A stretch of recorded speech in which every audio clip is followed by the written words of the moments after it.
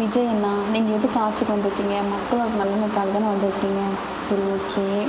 அதாவது நீங்கள் அரசியலுக்கு இல்லாததுக்கு முன்னாடி, அதாவது வந்து ஒரு பொண்ணு நீட் தேர்தல்னால வந்து ஒருத்தங்க வந்து மரணம் அடைஞ்சாங்க.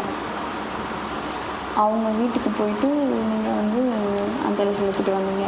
ஓகே. இப்போ நீங்கள் வந்து சிஎம்மாக உட்காந்துருக்கீங்க. தமிழ்நாட்டோட சிஎம் நீங்கள், அதாவது ஜோசப் விஜய். நீங்கள் இப்போ கீர்த்தனான்ற பொண்ணு வந்து உயிரிழந்துச்சு, நீட் தேர்தல்னால உயிரிழந்துச்சு.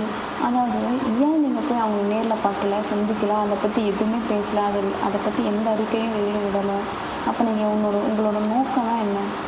எல்லாரையும் கொல்லணுன்றது உங்கள் நோக்கமா, இல்லை கொள்கைப்பாடோடு நம்ம தமிழ்நாட்டை கொண்டு போகணுன்றது உங்களோட நோக்கமா? என்னன்னு எனக்கு புரியல.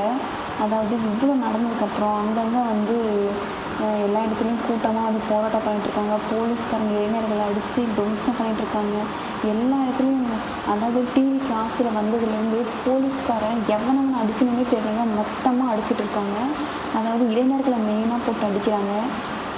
ஹெல்மெட் போட்டிருந்தாலுமே ஹெல்மெட் போடலன்னு சொல்லி ஃபைன் போடுறாங்க.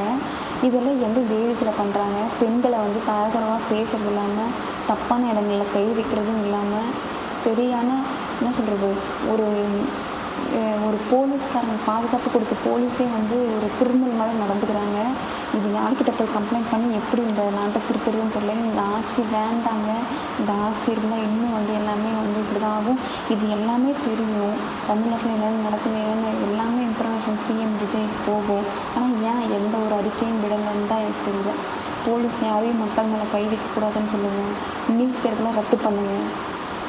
ஏன் வந்து ஓகே இருக்கலாம், விட்டு அதுக்காக வந்து எல்லா இடத்துலையும் வந்து செக் பண்ண முடியுங்க சொல்லுங்கள். பெண்ணாக இருந்தால் பெண்ணுக்கான மரியாதை கொடுங்க, அதுதான் நான் சொல்லுவேன். நீட் தேர்தல் படிப்பு எல்லாமே அப்போ ரெஸ்பெக்ட் தான் ஃபஸ்ட்டு. அந்த இத்தனை பேர் இறந்துருக்காங்க இல்லையா, அதுக்காக உங்களுக்கு என்ன கொஞ்சம் கூட மனசே வருது இல்லையா?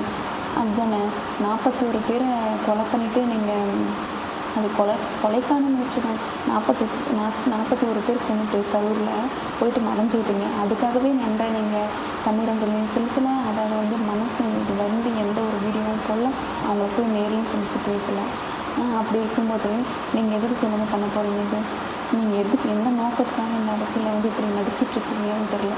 இதெல்லாம் இன்னும் நம்ம தமிழ்நாட்டு மக்கள் ஏமாந்து போயிட்டு தான் இருக்காங்க.